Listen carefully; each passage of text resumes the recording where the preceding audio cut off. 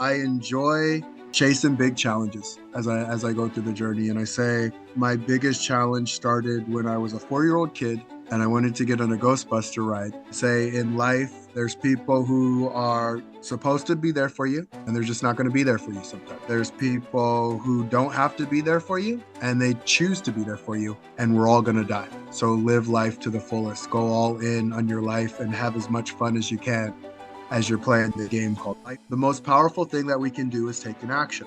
And so I talk about clarity, confidence, commitment. And what's so interesting about confidence, confidence happens when we feel confident. And we only have to be confident enough just to get to our next level of confidence so that we can become even more confident. And so there's a spinning wheel of constantly gaining more and more confidence as you go through the process of life.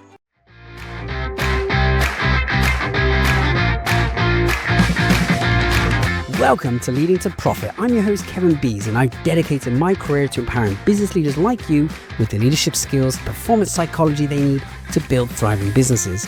Are you ready for immediately actionable strategies from world-class profit leaders? Let's dive in. This is Leading to Profit. Welcome to episode number 273 of Leading to Profit. Today, we have a man who is obsessed with being his best and helping the people around him to be their best too. His name is Clifford Starks, and he's a celebrated UFC fighter and martial arts Hall of Famer. He's mastered the art of turning pressure into fuel for greatness. From his years in the ring to his work with top entrepreneurs and executives, Clifford understands that true strength comes from conquering inner battles and building unbreakable resilience. So Clifford, welcome to the call today. Hey, thank you. Thank you, Kevin. Appreciate you having me. It's so great to have you here. I wonder if you could tell us a little bit more about your journey. There'll be many people on the call who maybe haven't heard about your work in UFC or your martial arts Hall of Fame status. So tell us a bit about your journey and what's happened so far. I enjoy chasing big challenges as I go through the journey. And I say my biggest challenge started when I was a 4-year-old kid and I wanted to get on a Ghostbuster ride. And my dad didn't end up getting on the Ghostbuster ride with me. And it was something that kind of haunted me to go, I can't let anyone stop me from getting to where I want to go. I have to, if I have to do it on my own, I'll do it on my own. But I picked on several lessons as I've gone through that. And there's 3 overarching lessons that have supported me through and through, just in a cycle. And I'll share them. My biological dad left when I was 4 as well, drove out of my life. My grandfather passed when I was 5. And when I was 6, my mom remarried to the guy I call dad to this day. And so I say in life, there's people who are supposed to be there for you, and they're just not going to be there for you sometimes. There's people who don't have to be there for you, and they choose to be there for you, and we're all going to die. So live life to the fullest. Go all in on your life and have as much fun as you can as you're playing the game called. It's a powerful lesson. And so as early as 4, a lot of people can't even remember back to that age, but there's clearly a memorable moment for you to get on that Ghostbuster ride on your own. Yeah, big time. Big time indeed. And tell us about how that, those experiences about when you made those decisions then that, you're not going to let anyone stop you. How did that lead you into, this experience of being a martial arts Hall of Famer? Yeah, so I tell people I support them in stepping into their arena and then stepping into new arenas, because the arena that got you somewhere isn't necessarily the arena that will get you somewhere else. And I like taking on challenges. Like I love taking on the challenge, and I love the lessons that I get to apply from taking on the challenge. Sometimes you'll take on a situation and you get a choice, and my choice usually is like, I want to learn this thing. I want to figure this thing out. So when I first actually boxed an amateur who knew what they were doing, because there's a difference, I learned really quickly that I didn't know anything about the sport. And what was interesting in my head, like I thought, oh yeah, it's 2 people hitting each other and attempting to avoid each other. And when I got into the actual sport of an amateur who was a high level amateur, it was more like me getting hit repeatedly and me hitting air repeatedly. Like it wasn't the most fun situation to be in. after I went through that situation, I wanted to figure it out. And I thought I could figure it out. And luckily enough, I learned another lesson as I was going through this. A coach who had saw me get worked over wanted to help me. And I learned that, oh, when you give 100% in something, or whether you're doing terrible, people want to help you out. And so this coach, he's like, he worked on my defense first, thank goodness, because I think my face is kind of pretty and I don't want that to get mangled up too much because it would have been pretty bad if I never learned it. But yeah, he taught me the defensive skills first. And from there, I just kept learning the game inch by inch. Okay. And I guess gradually over time, then you stop hitting air and actually manage to start landing what you needed to on your opponents. Yes, yes, in a really big way. Thank goodness. Thank goodness indeed. Now, of course, this allowed you to have a successful career, inside of UFC. And, additionally, you've now been able to turn your experiences. You said, one arena won't necessarily get you to your next arena, but you've skillfully taken the lessons that you taught from, being a fighter, a martial artist, and you're able to bring those lessons and insights to the value of business owners and executives that you work with. Now, I know that you've got a book, the Fighter's Formula, Winning the Game of Life. I wonder if you could share with us some key lessons and insights that you've imparted in that book, for the benefit of business owners and business leaders. Yeah, 100%. So I say life is a game of alignment. And when you align, you can amplify. And so I've noticed there's three things to align as you're going through your journey. Align your mind, and your mind is the ability to strategize, to forecast, to see what's right versus what's wrong, to prioritize effectively. And then there's aligning with the heart. What's your purpose? What's your passion? What do you love to do? What do you not love to do? What gives you energy? What takes your energy away? And then your skill sets. And this comes from T. Harv Eker. He says, you don't get what you deserve, you get what you negotiate. And so as I went through the journey, I'm like, oh, this is a game of negotiating with yourself, others, and your environment. Very powerful lesson there. And T. Harv gives some very valuable insights. I've enjoyed his stuff before now. You said you don't get what you deserve, you get what you negotiate. And the important thing is if you're going to, be aligned and negotiate what you want, you're saying align with your mind, align with your heart. Tell us the distinction there, because your heart, you said, was about purpose, passion, doing what you love, not doing what you don't love, and focusing on, the bits going to give you energy, not take away energy. How is that different to aligning with your mind? Yeah. So your mind wants to do one thing and one thing only, protect you. It is our Okay. protective mechanism. And to protect us, it wants to learn as much as it can. And it also feels very comfortable staying where it's at. It goes, all right, I've learned enough. I know this over here. Let's not play any further. But when you're going into your purpose and your passion, it's almost like there's a big, scary mountain, and your mind's telling you, yeah, we've never done this mountain before, so let's not do it. And your heart's telling you, I want to do this thing. I want to give this a try. I want to see if I have what it takes. I love this. This drives me. And so it's figuring out like your mind, since it is there to protect you, you're not going to just run off of the path and do something nutty, but you're also going to take that step. You're going to be willing to take those steps because your heart and your mind are aligned and working together. And I think often when I see people coach stuck, in my coaching conversations is because they have put too much emphasis on, as you say, the mind, and it's about being protected, being safe. And sometimes too much of that can actually dampen everything you want, because if you're not going after something you're purposeful about or passionate about or what you love, then of course the energy can drop. You're going to have all sorts of other challenges. So let's say then if we're going to win this game of life, we get aligned with our mind, aligned with our heart. What else? So we get those three in place, and we get those three in place through taking action, right? And what's interesting, there's a law of manifestation talking about thought, feeling, actions, results. The most powerful thing that we can do is take an action. And so I talk about clarity, confidence, commitment. And what's so interesting about confidence, confidence happens when we feel competent. And we only have to be competent enough just to get to our next level of confidence so that we can become even more competent. And so there's a spinning wheel of constantly gaining more and more confidence as you go through the process of life. So clarity, confidence, commitment.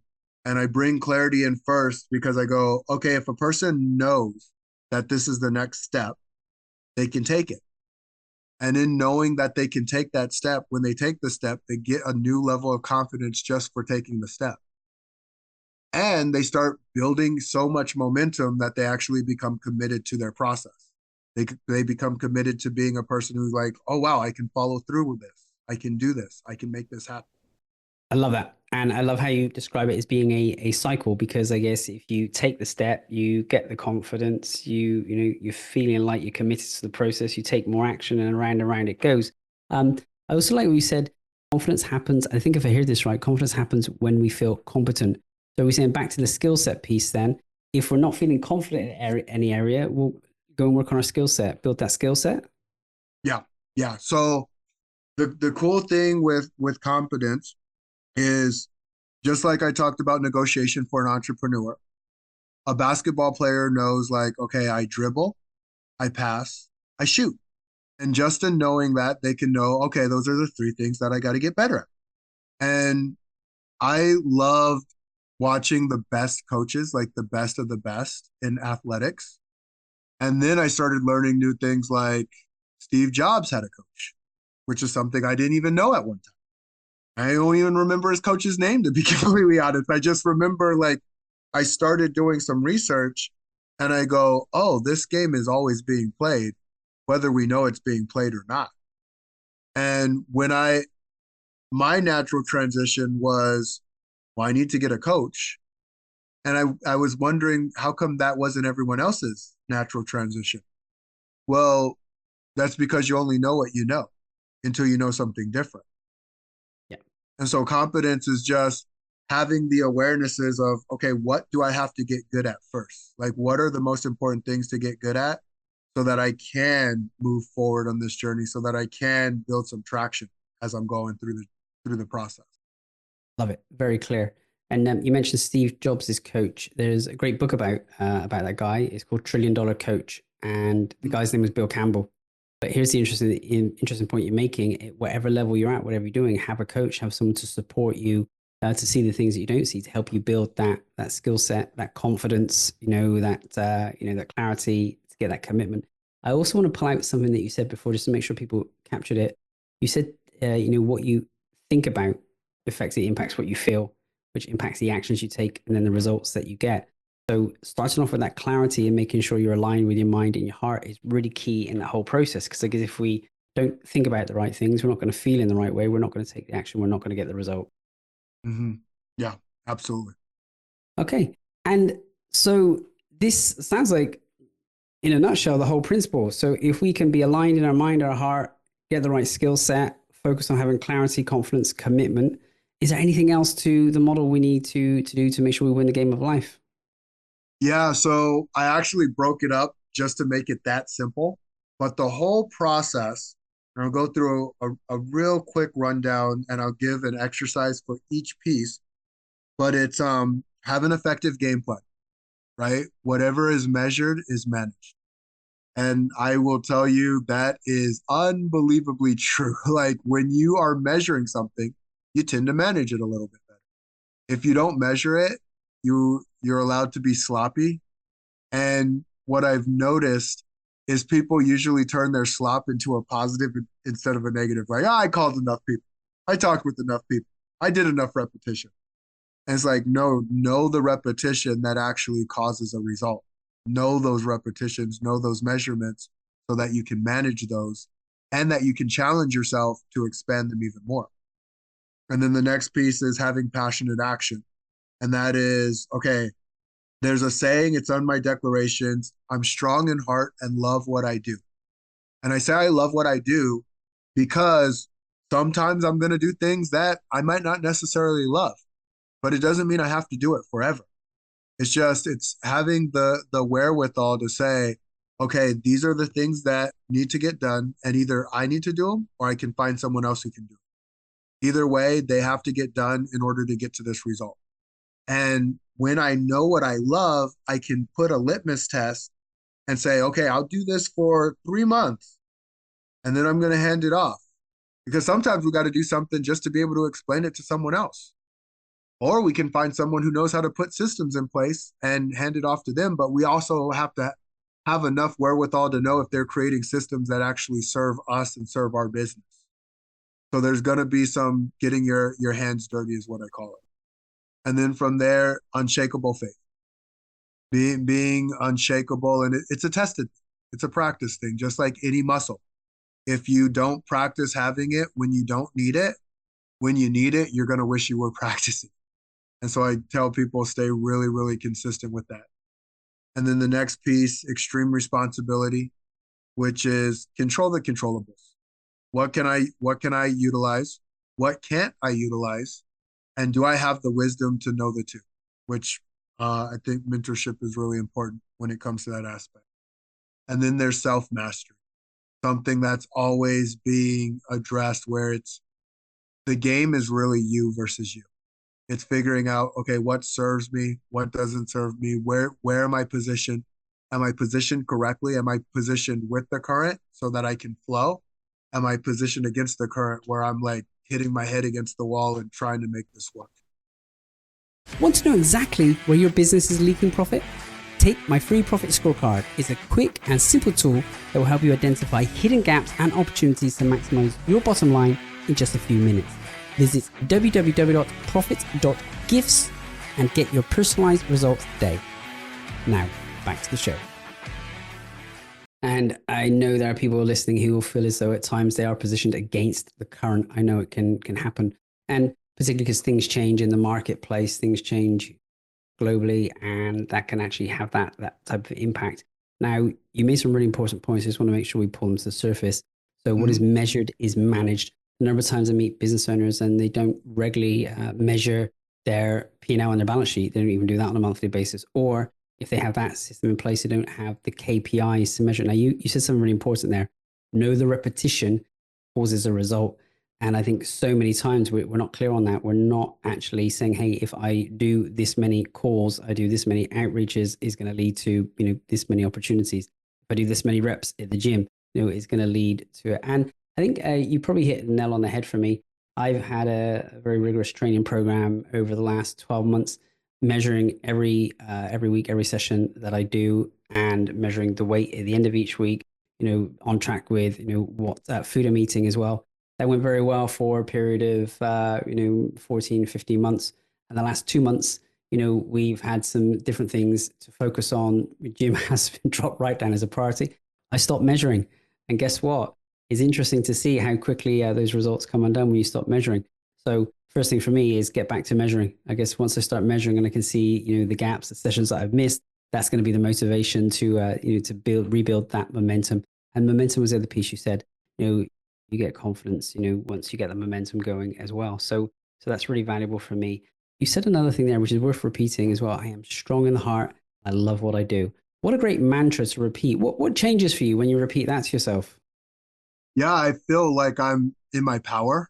And when I'm in my power, I can do what is necessary. And when I say what is necessary, it's so I can do the things that I want to do.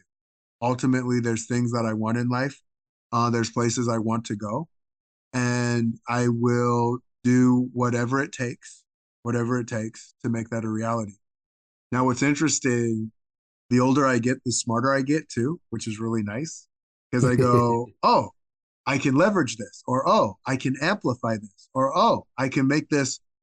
There's a saying, great coaches have great coaches. I'm going through the process all the time. I'm not the person who says, listen to me, I have all the answers. I just have really good questions that help us pull the answers to the surface because the answer is always inside of us. It's just about pulling it so that a person can see it and go, oh, that will do it. I love that sentiment. The older I get, the smarter I get. That's a nice one to remind us. Sometimes we see it as a limitation that we're getting older, we're not as quick, we're not as sharp, or whatever the limiting belief is. But the older I get, the smarter I get. I'm going to keep that one out. That's going with me. You mentioned about being unshakable.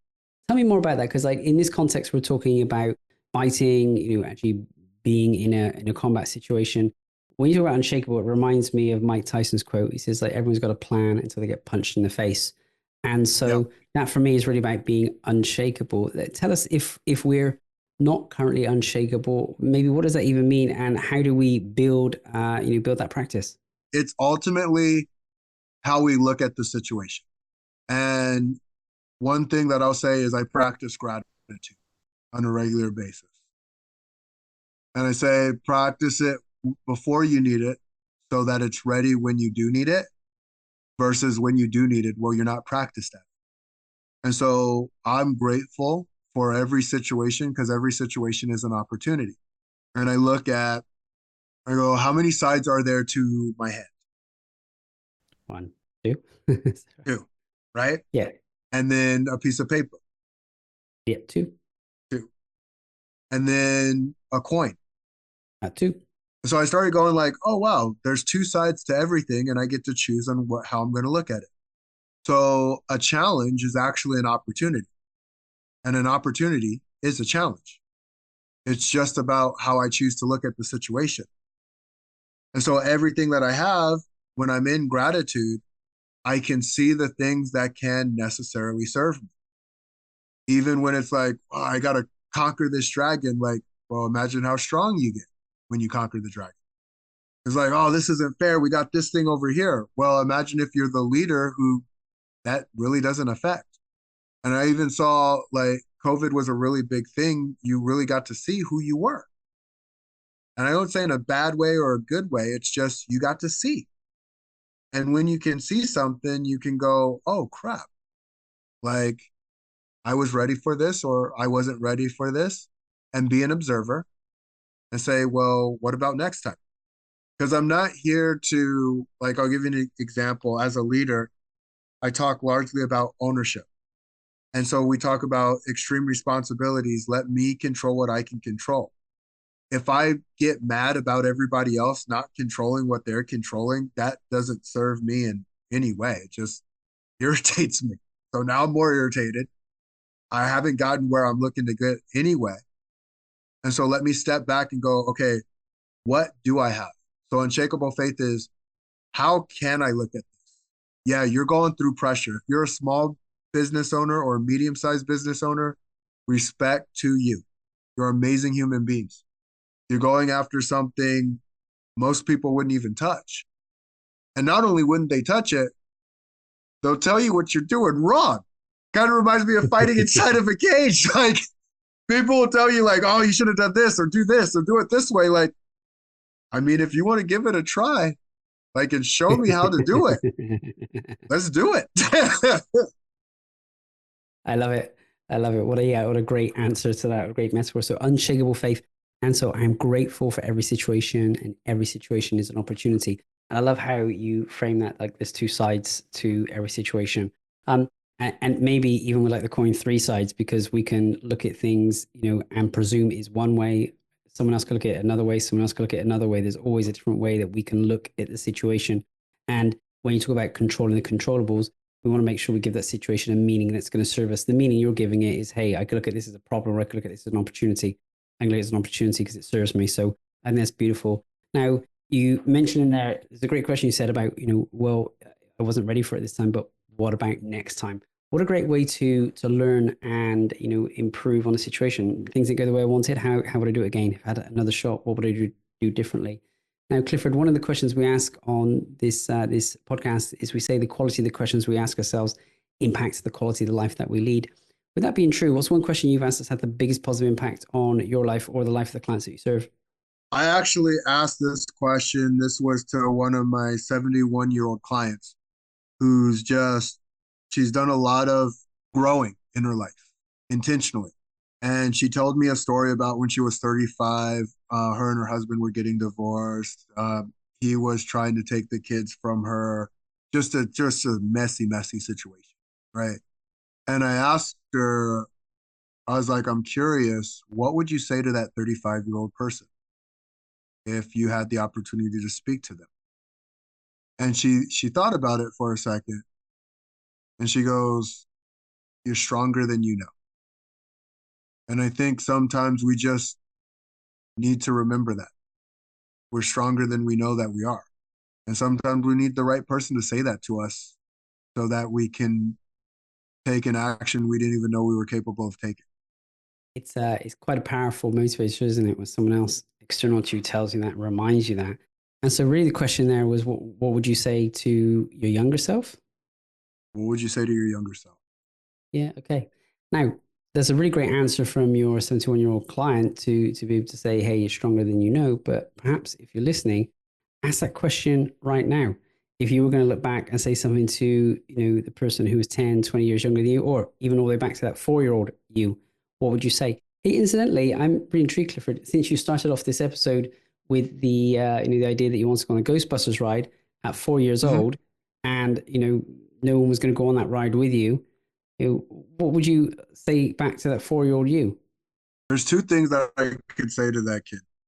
One, I could have gone on the ride with him and remind him that feeling that you had, don't let anyone stop you from getting to where you want to go or doing what you want to do. And probably that's the way I would have actually approached it. I would have gotten on the ride with him and I would have let him know that. The other thing that I could have said was that exact same thing and not gotten on the ride with him. What I will say is I'm glad that I can do things that my father just may not have seen. Maybe he didn't know what he was doing. And I took it as the lesson of saying I'm going to get anything and everything that I want, no matter what. And later on, I learned a lesson that maybe I would have learned when I was 4 that I didn't. And that is people want to serve you and support you.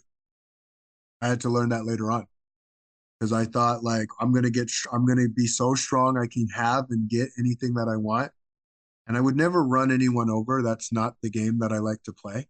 My game is I'm going after what I want, and I'm not going to hurt anyone as I'm going after it.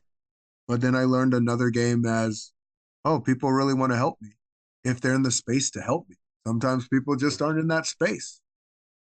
Maybe he was too worried thinking about his journey and his life to think about his 4-year-old son.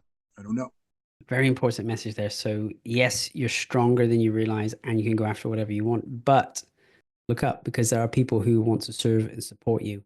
So, are there people around you who you could be letting in to help you and guide you and give you the support that you need?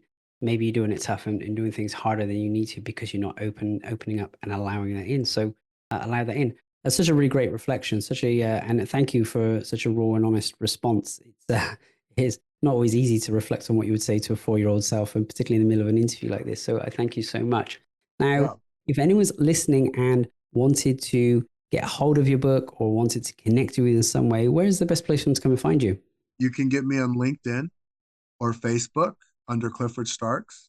And let me know if there was something that struck a chord with you or that you really, really loved because I am here to serve in a really big way. And I love how Zig Ziglar says it's so simple, but give enough people what they want and you get what you want. And I mean, it is so true. And you actually get a lot more than you thought you were going to get because there's nothing better than serving another human being on this journey. So powerful. Such a great insight. And so also wherever you're listening, click in the show notes. There's a link there to fearlessfighterx.com where you'll be able to join Clifford's website as well as find him on LinkedIn. Clifford, there was one other thing I had noted to ask you about, and I didn't get to it yet. So I'd love to ask you before we leave. If Yeah, someone is feeling maybe overwhelmed or missing their edge, what else can you recommend for them to break through that? that's a great question. So back to clarity, confidence, commitment. Everyone's looking for a North Star. What's your North Star? And then who's gotten that North Star?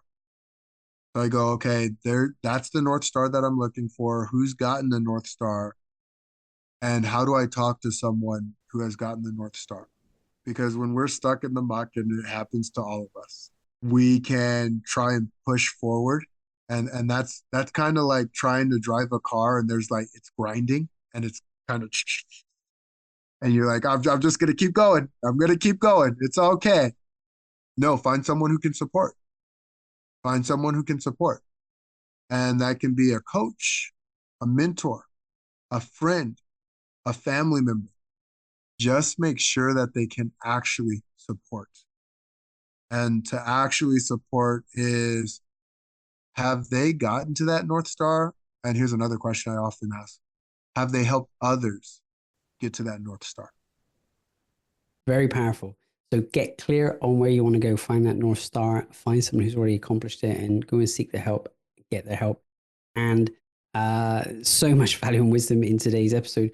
But make sure you're asking that question. What would you say to that younger version of you? And maybe you want to have a conversation with the younger version of you who was going through a challenging time or a tough time that may actually help. And your years of extra knowledge, experience, reflection now could be very valuable and very powerful insight. So, Clifford, you have provided such a value and wisdom today. I'm very grateful for your time. Do you have any final messages you'd like to share? Yeah, first, I want to thank you, Kevin, for having me on and allowing me to spread my message. And audience, I want to thank you. You could have been anywhere and you listened to me. So I appreciate that in so many ways. And just remember, like, we're light workers. So let's go change the world one person at a time, starting with ourselves. I love it. Clifford, thank you so much. Yeah, thank you. Thank you for tuning in to Leading to Profit. If you found value in today's episode, please subscribe and leave a 5-star review. It helps us to reach more leaders like you who are committed to maximizing their positive impact and profitability. Until next time, this is Kevin Bees, and remember, you stop leaking profit when you're engaged in leading to profit.